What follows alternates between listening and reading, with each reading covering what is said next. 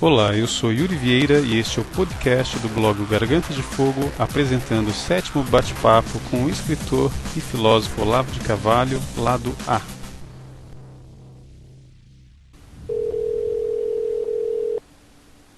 Alô? Olavo? Eu? Tudo bem, Yuri? Tudo bem? Tudo bom. Você ouviu uma gravação aí da secretária eletrônica? Eu não. É que eu Não ouvi nada, acabei de chegar. Ah, você está ocupado agora ou não? Não, você já está gravando? Tô gravando. É que eu tive um problema aqui que meu Windows, por incrível que pareça, é oficial, original, e ele se atualizou, baixou uns upgrades aí que entraram em conflito com o programa de gravação, de Você é edição. o único brasileiro que tem um Windows não pirata. Você é o único cliente da Microsoft do... É possível. Preciso só fechar a porta, que eu acabei de chegar, preciso fechar a porta e já te atendo já. Tá ok. Alô? Pois é, aí eu tive que reinstalar o programa aqui de gravação, eu acho que vai dar certo agora. Então, Não, tudo bem. Então, eu tinha comentado com você sobre conversar a respeito do gnosticismo, né? Uhum. Aí é você que é o professor, aí você que diz por onde Eu a não gente mando começa. nada, quem manda nesse programa é você. Eu aqui só faço o que me mandam. Sou o último que fala, primeiro que apanha. Não, que o gnosticismo começou com as seitas gnósticas, né? Nos primeiros anos do cristianismo. Bom, o gnosticismo é um nome, vamos dizer, um nome abrangente de uma multiplicidade de fenômenos assim, alucinante. Aham. É um conceito até meio controvertido em algumas das suas aplicações, né? Uhum. Mas, grosso modo, onde há uma série de escolas cujo caráter gnóstico não é mais discutido, é ponto pacífico, né? E algumas características que não são tanto doutrinais, mas mais assim psicológicas e existenciais, que são comuns a todas as escolas gnósticas. Então, independentemente de controvérsias acadêmicas, existe um certo núcleo, né, de vivências espirituais, intelectuais, que nós podemos caracterizar como gnósticas. Seria difícil você achar encontrar uma unidade doutrinal nas escolas gnósticas, mas uma unidade existencial psicológica existe, sim. É porque você costuma usar a maneira como o Eric Voegelin coloca, não é? Ele descobriu um vínculo assim entre as seitas gnósticas, que eram as seitas heréticas, com esses movimentos políticos de hoje em dia. Seria por aí, né? Não foi ele que descobriu isso. Uhum. Já tinha muita gente trabalhando nisso, né? Entre outros, o famoso teólogo Hans Urs von Balthasar. Von Balthasar. Nisto. Uhum. Alberto Camus já tinha mexido nisto. O historiador americano Norman Cohn escreveu coisas importantíssimas a respeito. Uhum. Quer dizer, não é uma coisa assim característica de Eric Voegelin, é uma linha de investigações que muita gente andou contribuindo, né? Muita gente de grosso calibre acadêmico, assim, gente muito séria, né? Então, não é um assunto para bate-boca de moleque, né? E qual seria esse vínculo? Bom, o vínculo é o seguinte, quer dizer, o essencial da experiência gnóstica de fato, a revolta contra Deus. Uhum. O gnóstico é um crente, né? Ele acredita em Deus, mas acha que Deus é mau. É um revoltado contra Deus, é uma pessoa, vamos dizer, a experiência básica do gnóstico é o terror do cosmos, tá entendendo? Uhum. E sente que foi jogado num cosmos que não faz sentido, um cosmos absurdo, do qual ele tem que se evadir de alguma maneira. Tá certo? Isso então seria o fundo comum a todos os gnósticos, né? Existe um outro elemento também que vamos dizer, mas que não é, eu não acredito que seja traço universal do gnóstico porque não se aplica ao gnosticismo moderno, que seria a ideia de você poder escapar deste universo ruim mediante uma ascensão espiritual que te iguala, por assim dizer, a Deus, tá certo? De alguma maneira, ou te absorve em Deus, e você então está pairando, né? Mas sempre pelo conhecimento, né, no caso. É universal, através do conhecimento. Mas isso não, embora Isso ser o traço mais saliente do gnosticismo, desde o ponto de vista teológico católico, porque daí eles opõem a salvação pelo conhecimento, salvação entre aspas, pelo conhecimento, a salvação pela fé. Isso não é característica geral do gnosticismo. Isso é uma peculiaridade de algumas escolas. Isso não se aplica, por exemplo, ao gnosticismo moderno, ao gnosticismo revolucionário.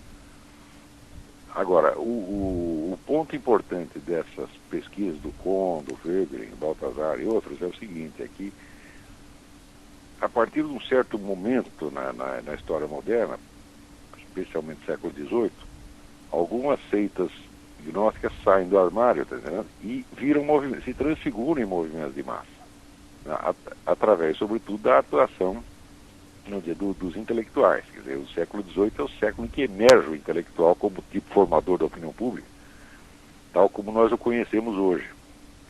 E a influência gnóstica nessas pessoas era enorme, né? Sobretudo todos os doutrinários da Revolução Francesa, né? Então, a partir daí, aquilo que antes era uma série de cultos mais ou menos fechados, cultos esotéricos mais ou menos fechados, acompanhando todas aquelas práticas esotéricas que supostamente arrebatariam o indivíduo para fora da confusão cósmica, o que pode acontecer na esfera intelectual, mas não pode acontecer na esfera existencial. E o característico do gnóstico é achar que ele se transforma automaticamente naquilo que ele conhece, tá certo? O que só é válido sob certo aspecto e não literalmente, né? Quer dizer, o próprio Aristóteles dizia que a alma é tudo que ela conhece, muito bem, mas ela é do ponto de vista cognitivo, não quer dizer que quando você conhece o elefante, você se transforma existencialmente em elefante. Né? Do mesmo modo, você saber alguma coisa sobre Deus não o transforma em Deus. Também há o problema de que muitas dessas escolas usam uma linguagem simbólica, e às vezes uma linguagem meio cifrada, na qual fica difícil você saber qual é o limite entre o figurado e o literal. Está compreendendo? Sim. Então, uma vez conversando com um sujeito que era ele próprio uma mistura de teólogo católico com gnóstico, que era o Rama Kumaraswamy, ele me disse que nesse assunto esotérico tudo tem duas respostas, sim e não. Então você vê que isso não facilita em nada as coisas. É verdade. Então, tudo que você vai estudar aí exige uma análise muito meticulosa, onde você separa as várias camadas de sentido. Tá certo? Quando você diz que a resposta é sim e não, quer dizer que é sim num determinado sentido e não em outro determinado sentido. Não sim e não no mesmo sentido. Isso é absurdo, puro e simples. Mas você descascar esses vários sentidos, você elucidá-los, né? É um problema de análise bastante complicado. Então, eu não recomendo esse tipo de estudo para moleque que quer chegar a uma conclusão amanhã. Você está entendendo? Eu acho uma das coisas que eu acho mais fantásticas no Brasil, mas eu acho que é de uma imbecilidade tão grande que chega a ser maravilhosa. As pessoas querem que você tome posição nessas coisas, tá entendendo? E tome rápido, né? Poxa, tem coisa aqui que eu estou tentando entender faz 20 anos. Cara, o que você acha? Não sei o que. Eu não acho nada, meu filho. Eu estou aqui, né, tentando me orientar um pouco. Né? A gente toma posição nas coisas que, vamos dizer, onde você tem uma clareza suficiente. Né? Mas o brasileiro acha que é normal você ter opinião formada sobre tudo. Qualquer assunto você já tem que ter um sim ou não imediatamente, entendendo de que lado você está. Né? Claro que esta atitude é fruto de, acho que 30 anos de influência dessa escola desconstrucionista, que a primeira coisa que ela faz é desconstruir a inteligência dos neguinhos, entendeu? Fica todo mundo idiota, mas idiota assim, de um nível que chega a ser inacreditável, né? E quanto mais idiota, mais pedante, mais acha que sabe, né? Então, no Brasil se tornou, assim, quase obrigatório você ter opiniões, né, taxativas, né, sobre tudo. E como as pessoas elas são assim, elas acham que eu também tenho que ter, você tá entendendo? Como às vezes não conseguem descobrir qual é a minha opinião a respeito disso ou daquilo, elas acham, não, ele escreveu aquilo em tal data, ele escreveu outro na outra, então ele mudou de opinião. Você não sabe o que é uma investigação filosófica, que procede por vamos dizer, por tensões dialéticas, muito tempo até você ter uma conclusão. Às vezes você está examinando a coisa por um lado, depois você examina por outro, não quer dizer que você mudou de opinião. Isso é interessante você falar isso, que eu recebi tanto e-mail dizendo assim, não, mas ele escreveu sobre, por exemplo, pena de morte, dizendo isso, e agora ele está falando isso. São pessoas que querem, assim, vamos dizer, fazer a minha biografia intelectual, né, que nem eu mesmo conseguiria fazer, você está entendendo? Quer dizer, você imagina o indivíduo que está, assim, vamos dizer, lutando, se esforçando dentro de uma série de investigações que ele está empreendendo, se ele é ao mesmo tempo capaz de escrever com todos os detalhes a história desta mesma pesquisa que ele está fazendo. Isso não dá. Espera terminar, chegar à conclusão, daí eu conto a história, né? Por enquanto eu estou interessado no assunto e não na minha autobiografia intelectual, né? E outra coisa, para você fazer a biografia intelectual do autor, você precisa conhecer a obra dele inteira. Né? E primeiro que não existe obra inteira do Olavo de Carvalho, porque o Olavo de Carvalho, embora uns o lamentem, ainda está vivo, você entendeu? Está vivo, está trabalhando, e está convertido, está fazendo coisa, então não fechou. Na hora que você morre, acontece aquele negócio do poema sobre Dans le tombeau d'Edgar Poe, tel quand lui-même enfant l'éternité l'échange. Quer dizer, eu ainda não fui mudado pela eternidade, né, na minha figura definitiva, então a coisa está andando. Às vezes depois é que você entende o que você fez antes. Né? Então, eu acho que o brasileiro é muito palpiteiro, muito metido, tá entendendo? E quer fazer de conta que sabe mais do que sabe. Né? Então, por exemplo, se você pega vários escritos de várias épocas, você tem que ter a informação completa do contexto em que aquilo foi feito. Não é isso? Mas eu acho que tem uma característica em escritos meus que as pessoas podem reparar facilmente. Até mais ou menos 1985, 86, eu usava aquele plural, nós, que alguns chamam de plural de modéstia, eu chamo de plural majestático, embora as duas coisas sejam contrárias, né? Ou você usa o plural porque você acha que você é muito modesto para falar do seu próprio nome, ou porque você acha que você é um rei, um príncipe e fala em nome do universo, né? Na universidade adora escrever assim. Mania... Na universidade o pessoal adora escrever assim, né? Pois é, e eu tive uma maldita mania de escrever assim também, você tá entendendo? Enquanto eu escrevi tudo que eu escrevi neste tom, né, não é realmente uma investigação pessoal minha, né? É a tradução, vamos dizer, expressão de uma atmosfera intelectual coletiva da qual eu participava, que é, vamos dizer, dos debates dentro do círculo de estudos tradicionais, quer dizer, o pessoal que estuda René Guéron, Fouon, Titus Burckhardt, né, essa coisa toda. Então, eram os meus palpites ali dentro, né? Mas não eram tanto palpites pessoais, ali era tudo mais ou menos uma elaboração coletiva, né? Esse pessoal dos estudos tradicionais é que nem o Partido Comunista, é um coletivo, né? E eu naquela época escrevia mais ou menos como um membro do coletivo. Agora chegou uma hora que eu disse, não, vamos parar com isso e agora eu vou ter que escrever as coisas assumindo uma responsabilidade pessoal. A partir daí acabou nós, eu comecei a escrever na primeira pessoa. Então é claro que qualquer coisa que seja da etapa anterior não é propriamente eu que estou escrevendo. Né? Além disso, era tudo escrito para um círculo muito pequeno de pessoas. Se você está escrevendo apenas para pessoas que comungam da mesma área de interesse, têm a mesma linguagem, etc., você está escrevendo quase que num código, né? A partir de 85, quando eu publiquei Jardim das Aflições, foi quando eu comecei a, vamos dizer, tomar colocar uma coisa mais pessoal, né? E, portanto, assumindo uma responsabilidade integral pessoal pelo que eu estou falando. Antes não dá. Não dá para fazer isso.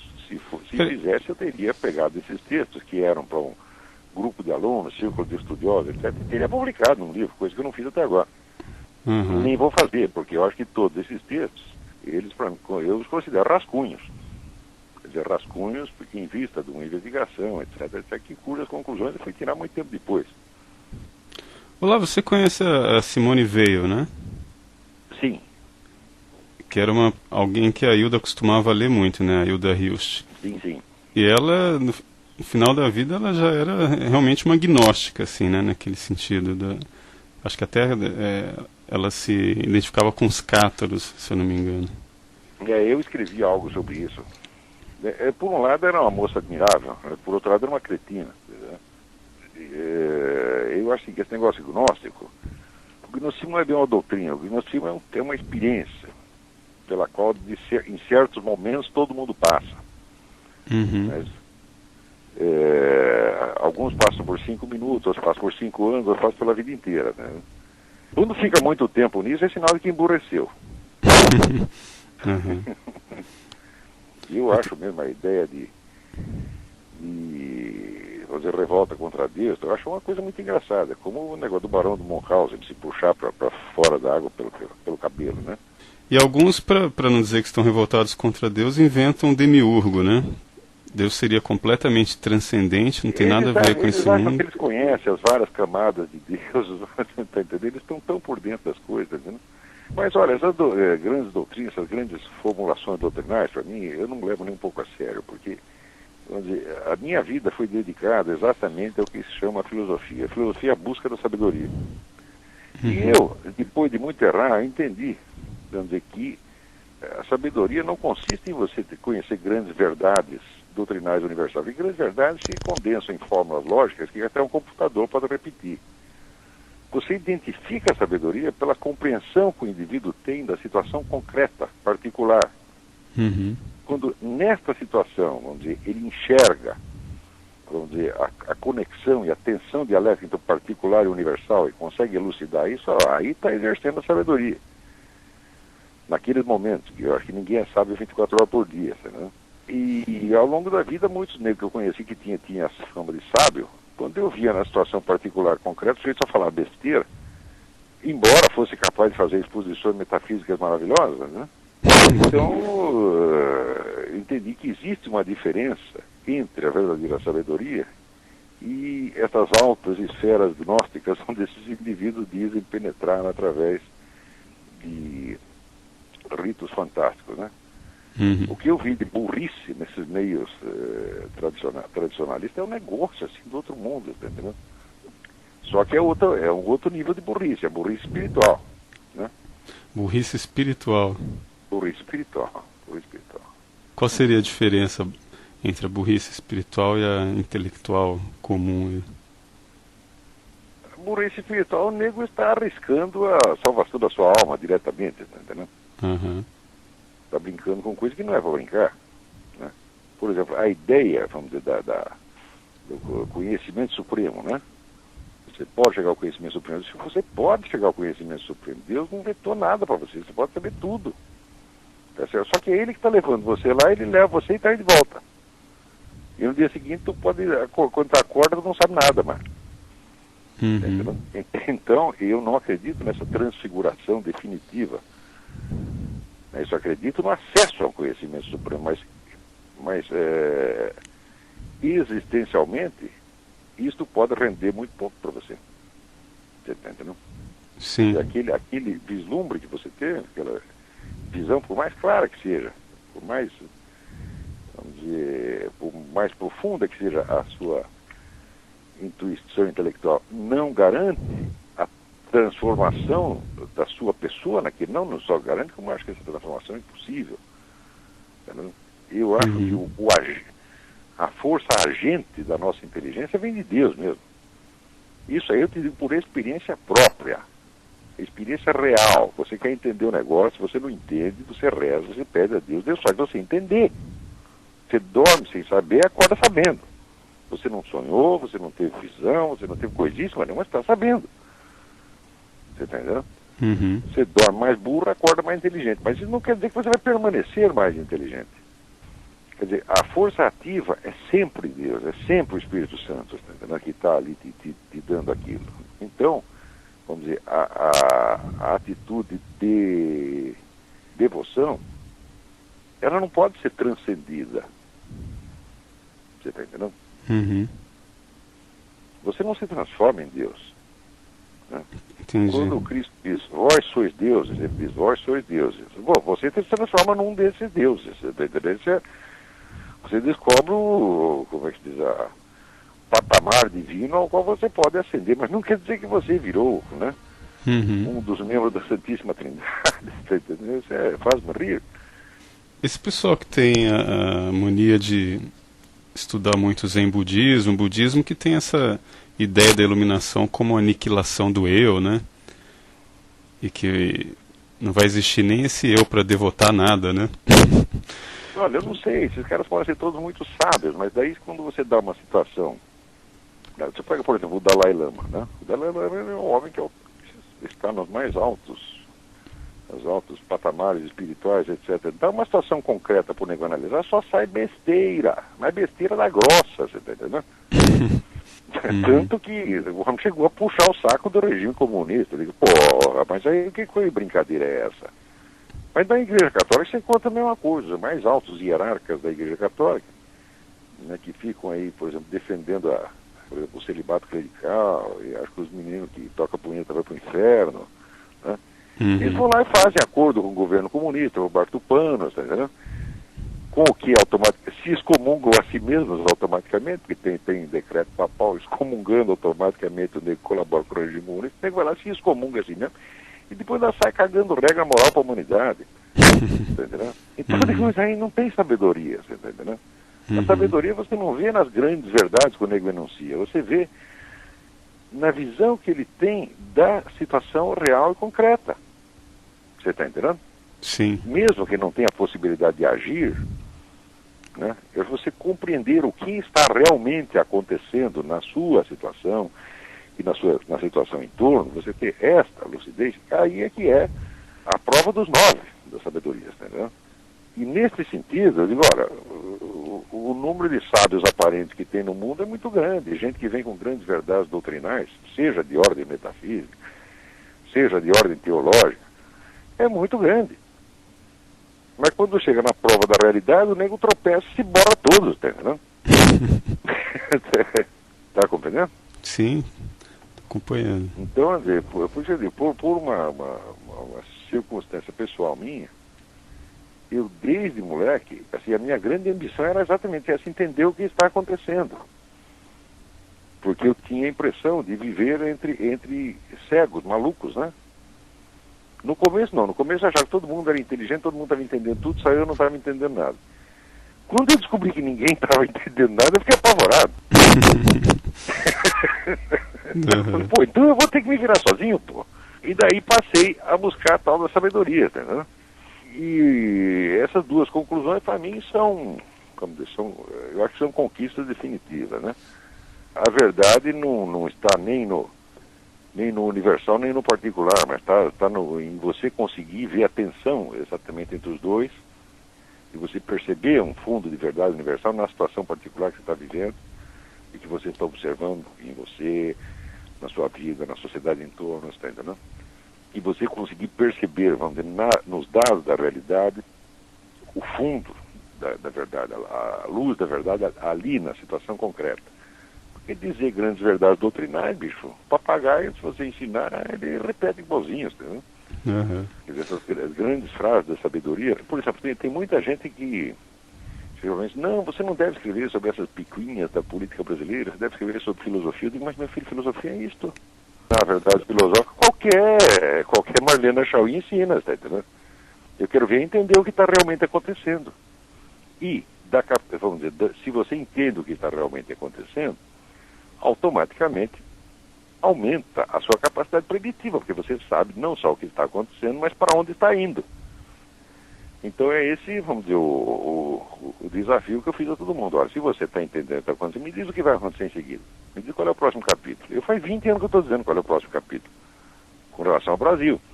Porque o Brasil foi onde eu nasci, e é onde eu me desenvolvi, e é o país que eu conheço mais. Agora que eu estou aqui nos Estados Unidos, eu arrisco de vez em quando umas análises sobre coisas americanas, mas também tenho que fazer isso com um certo comedimento, porque eu estou aqui como hóspede, os caras me receberam muito bem, então eu não posso sair cagando regra sobre o país deles, porra, né? Quando eu tiver mais prática, eu digo, quando tiver mais conhecimento, eu digo. Mas analisar essas picuinhas brasileiras, tá certo? Para mim não é picuinha, eu não acho que exista assunto que em si mesmo seja desprezível, por mais miúdo que seja esse problema de PT e tal, bom, se você acha que o assunto é tão miúdo, então, por favor, entenda-o. Mostre que você entendeu tudo. Mostre que o problema para você é fácil. Daí, quando o nego abre a boca, só sai besteira. Quer dizer, mostra que o problema que ele estava desprezando é, na verdade, superior a ele. Certo. Né? Se a tua inteligência é tão poderosa, mostra ela funcionando, né? Eu me lembro, por exemplo, quando em 2002, pouco antes da eleição, 3 meses antes da eleição, o Miami Herald publicou uma entrevista com um montão de especialistas em América Latina, blá, blá, blá. O que vai acontecer? Todo mundo dizia que o PT não ia ter mais de 30% dos votos. E eu escrevia na época o seguinte: não apenas o PT vai ganhar, como é impossível qualquer outro resultado. Entende? É impossível. Eu não digo que é prova, impossível. Porque aí eu já tinha chegado a conhecer exatamente como era o mecanismo que estava funcionando ali. Então, falando, não há mais margem de manobra nessa eleição. Essa eleição está decidida. Entendeu? Quando eu digo também, olha, o PT subiu aí, ele não subiu para ficar uma eleição e fazer rodízio com outros partidos. Ele subiu para ficar no mínimo 30 ou 40 anos. Quando ele diz que vai mudar o país, ele vai mudar mesmo. Quer dizer, o Brasil não será o mesmo depois do PT. Na verdade, vai ser muito pior, mas que ele vai mudar, vai. Eles prometem mudar o Brasil, sem dúvida eles vão mudar, vão tornar o Brasil igual a eles, quer dizer, uma bela merda. Também que eles vão fazer, vão. Então, o pessoal que acreditava poder tirar o PT do poder por eleição, isso é ridículo. Eles não vão tirar o PT daí por eleição, jamais. E agora vem as eleições na Venezuela também, né? E o Hugo Chávez também. Não sai de jeito nenhum. Por quê? Eles vão se manter no poder se não conseguir se manter vamos dizer, por fraude eleitoral, porque na verdade a eleição do PT, vamos dizer, ela é uma fraude pelo simples fato de que os dados, as informações básicas sobre o que é o PT foram sonegados, não se pode saber, quer dizer, não existe democracia onde não há liberdade de informação. Então, com 16 anos de ocultação do Foro de São Paulo, ninguém sabe o que é o PT, o que o PT está fazendo, é o Partido Fantasma. Então, é claro que qualquer eleição nessas circunstâncias é fraude. A eleição sem informação nítida e transparente sobre quem são os partidos em jogo e o que eles estão fazendo, é fraude. E todo mundo colaborou para essa fraude. Ora, se colaboraram com essa fraude, todos queriam a vitória do PT, isso incluindo o pessoal do PMDB. Então é claro que o acesso do PT ao poder já estava decidido, o acesso e permanência do PT no poder já estava decidido, inclusive por seu FHC, por todo mundo, tá entendendo? Com muitos anos de antecedência, o pessoal já veio da USP, tá certo? Esse plano de mudar o Brasil por esses meios já veio da USP. Qual é os meios? Os meios são a estratégia gramsciana, que é uma espécie de sistematização da fraude. Então, bom, eu sabia o que estava acontecendo e eu podia dizer o que acontecia e prever com acerto. Então, nesse ponto, eu tenho certeza que eu agi com sabedoria. Tá certo? Dentro da minha possibilidade, bom, a sabedoria é isso, é você saber a realidade, não é você saber teorias. Você tá entendendo? É saber a teoria também. Mas o teste não são disciplinas acadêmicas, o teste é a realidade. Tá certo? Então, sabe, disciplinas acadêmicas, doutrinas esotéricas, grandes filosofias, etc., isso todo mundo pode aprender. Isso é uma questão de cultura, de aprendizado apenas. Agora, você, através do treino adquirido nisso, você ser capaz de entender a realidade, esse é que é o ponto. A realidade, seja da esfera política, seja da esfera pessoal. Por exemplo, sei lá, vamos supor, um filho meu aqui me traz um problema. Eu digo, bom, esse problema para mim é um desafio intelectual tão sério quanto eu entender, sei lá, a metafísica de Aristóteles. Eu digo, se eu não sou capaz de entender esse negócio, ele dá uma solução inteligente para isso, então eu devia ter vergonha de sair por aí ensinando Aristóteles, porra. Você que não entende. Você está entendendo? Sim. Então, se você é sério, se você é sincero na sua busca da sabedoria, não há problema pequeno para você. Você não se faz de superior a nenhum problema. Você está entendendo? Às vezes você vê que mesmo você tendo a compreensão perfeita do problema, você não pode agir. Você está entendendo? Porque você tem limites exteriores. Mas compreender, enxergar com clareza, né, a realidade do que está em jogo na situação, isso foi para isso que eu treinei a minha vida inteira. Tá entendendo? Agora, o que se chama no Brasil, por exemplo, estudo de ensino universitário, etc, etc. Significa o seguinte, um garoto que nunca viu merda nenhuma na vida, chega lá e com 18 anos mete ele 2 ou 3 frases na cabeça, nas quais ele acredita, e sai repetindo. E ri de quem não concorda com ele. Hã? Por exemplo, que garoto universitário que não está convencido de que não existe verdade? É claro que o sujeito não sabe o que está dizendo, não tem a menor ideia do que está dizendo. Quer dizer, nem parou para pensar para o que se quer dizer com a palavra verdade. Eu tenho um estudo que se chama O Problema da Verdade e Verdade do Problema, onde eu demonstro que uma contestação da verdade jamais existiu. Ninguém contesta a verdade, eles dizem que contestam. Mas quando você vai ver, essa contestação no fundo afirma. Dá uma lida lá, está no meu, acho que está no meu site. Então, eu decidi ver aquilo porque eu pensei sobre o que é o conceito da verdade. Pensei sério. Agora, qualquer bunda mole, cheguei para você e disse, não existe verdade. Você nem sabe o que está falando, porra. Entendeu? Quer dizer, não pensou 2 minutos para dizer aquilo. Quer dizer, o brasileiro é louco para ouvir uma frase que impressiona e sair por aí dizendo, para impressionar menininhas, né? E é isso que no Brasil se chama de cultura, de debate cultural. É tudo um bando de palhaços, né? Então, olha, isso eu não queria para mim. Eu não quero essa parada. Por quê? Porque eu sei que um dia eu vou morrer. E eu sei que quando eu morrer, eu não posso mais modificar a minha história para trás.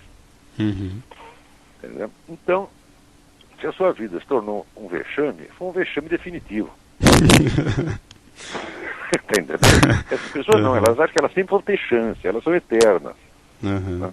Então sempre vão poder copidescar retroativamente, né? E se o nego se convencer desse negócio desconstrucionista, então ele acha que sempre é possível fazer outra leitura.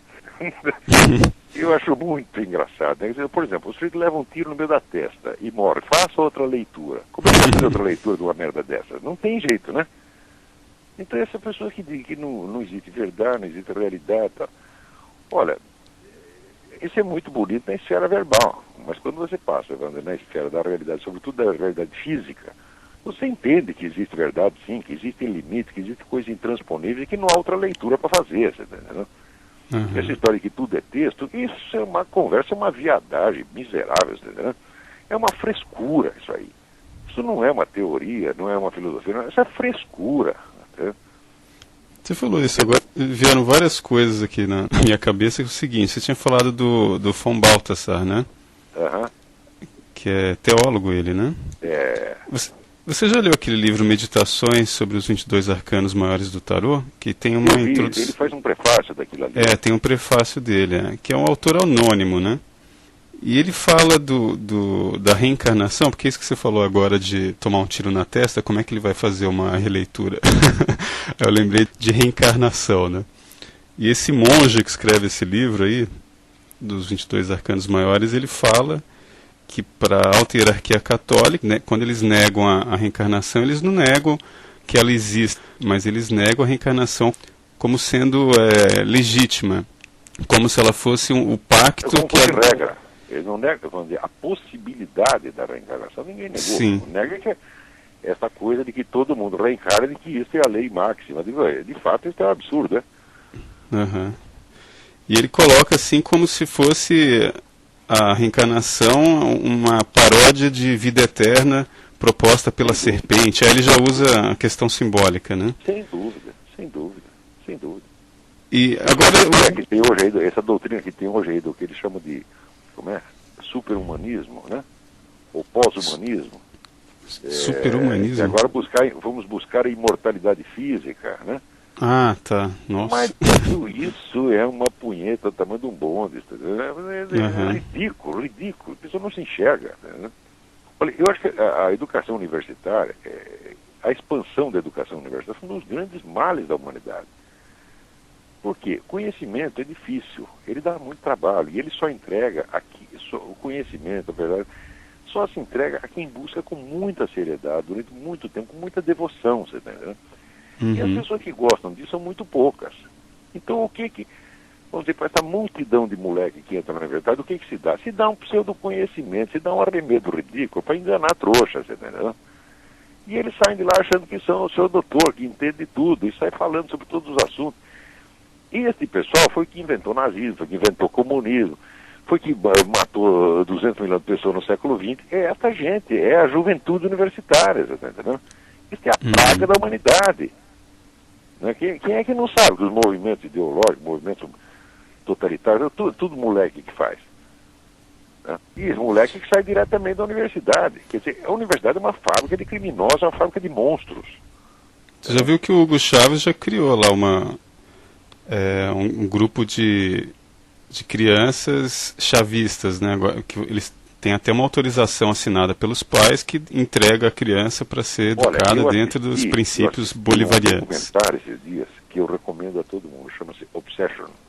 Obsession é obsessão, né?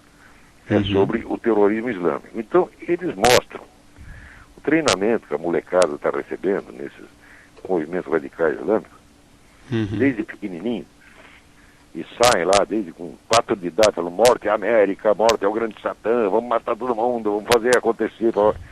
E daí aparece um velhinho, né, dizendo o seguinte, olha, eu fui membro da juventude nazista. E daí aparece ele com aquele uniforminho, aquela porra toda. E ele diz, você precisa ver a facilidade no que a gente engole essa merda toda e sai repetindo. É horrível. Eu não quero que ninguém mais passe por essa educação. Se eu pudesse livrar todo mundo disso, livraria. Mas agora eu vejo que tudo aquele pesadelo, agora estão passando para essa molecada. Você está entendendo? E olha, molecada petista, MSCtista, é a mesma coisa. Sim. Eles acreditam realmente que eles são melhor que os outros, que eles têm a proposta de um mundo ideal e que em nome deste mundo ideal eles podem fazer tudo quanto é merda no presente. Quer dizer, o que é característico da mentalidade esquerdista é justamente legitimar os atos do presente em função do futuro hipotético. Eu sei que o futuro continua sendo hipotético, mas os atos do presente, uma vez cometidos, eles se transformam no passado irreversível. Ninguém pode ir lá e abrir as...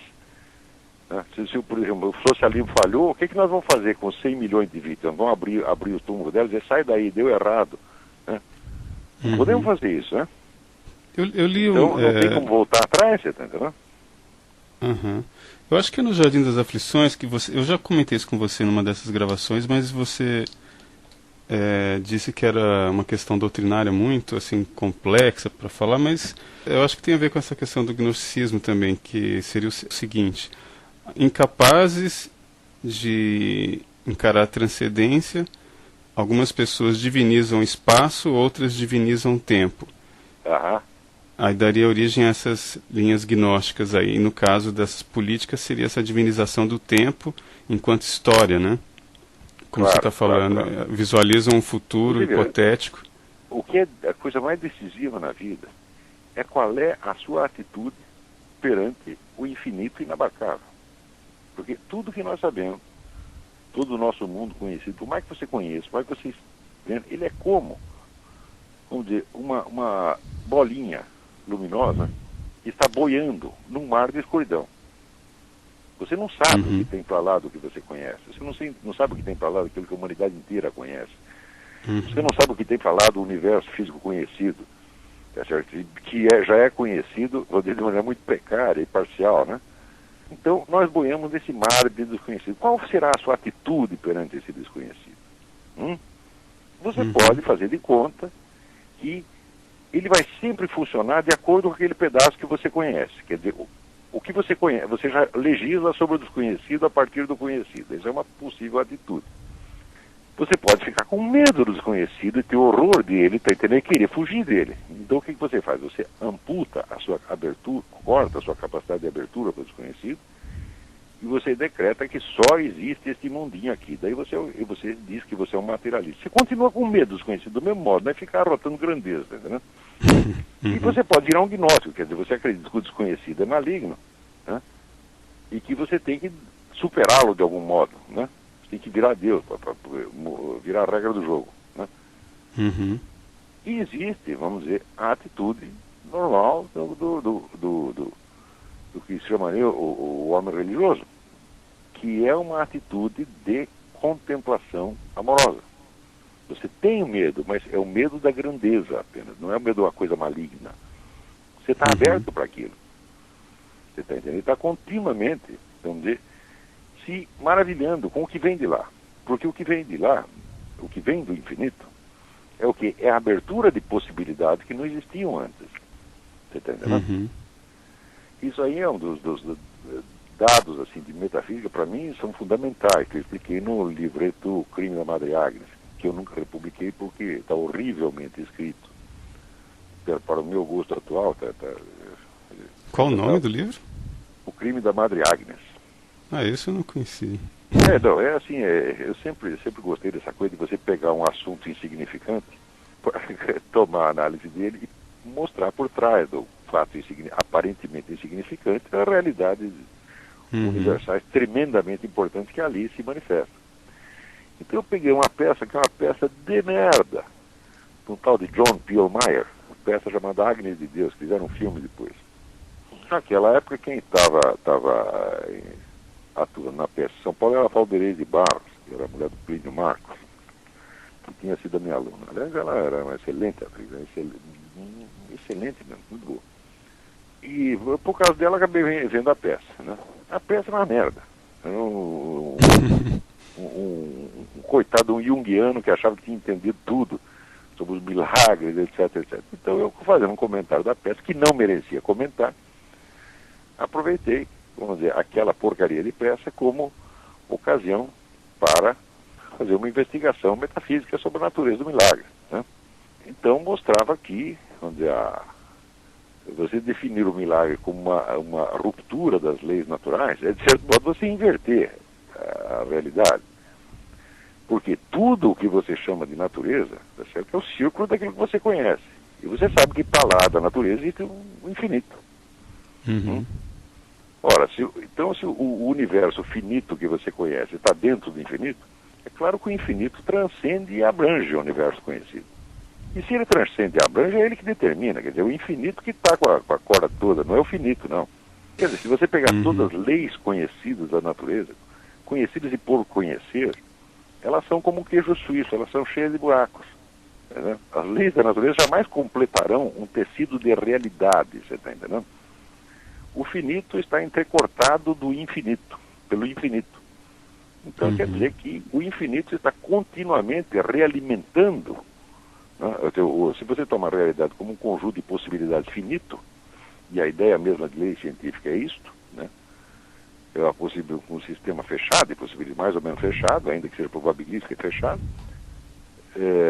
isso não tem condição de existir por si. É necessário que o infinito o alimente continuamente com novas possibilidades, senão cessaria de existir. Seria a entropia total. Tá certo? Então, não é um milagre que rompe a lei da natureza. Não, a lei da natureza é apenas um pedaço que está preenchido entre dois, vamos dizer, rombos de infinitos. Entendeu? Então, isso quer dizer que o milagre não apenas acontece de vez em quando, mas ele é uma necessidade absoluta. Quer dizer, o mundo se sustenta, o mundo natural, se sustenta em cima do milagre, né? Do miraculoso. Miraculoso é aquela ação que vem do infinito.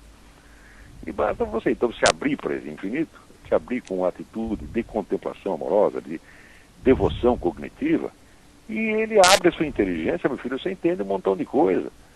Você está entendendo? Eu te contei, eu não sei se eu contei para você a experiência do meu vizinho que nadava no meio das ondas de 40 metros.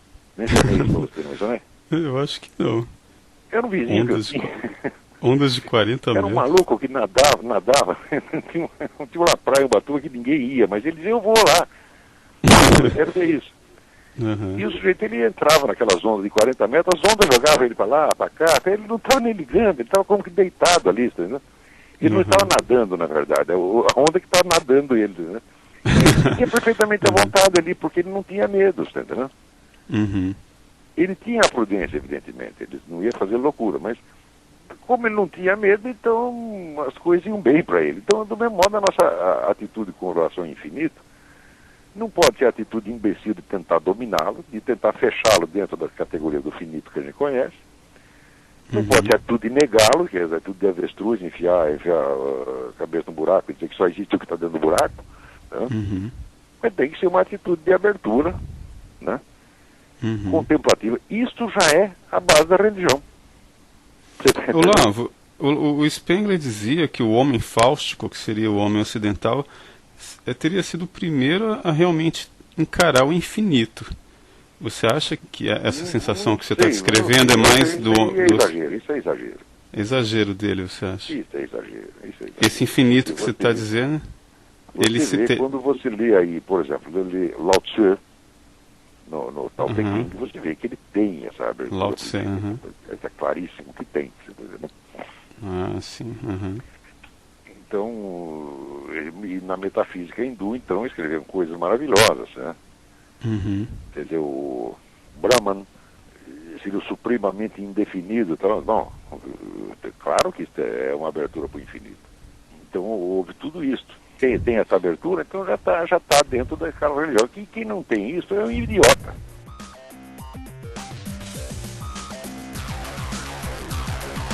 Você ouviu ao podcast do blog O Garganta de Fogo do site caralouca.net.